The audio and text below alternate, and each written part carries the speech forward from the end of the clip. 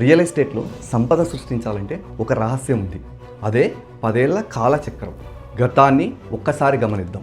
2006 నుండి 2010 6th pay commission మరియు NRI ఇన్వెస్ట్మెంట్స్తో Hyderabad real estate మొదటిసారి భారీ బూమ్ చూసింది.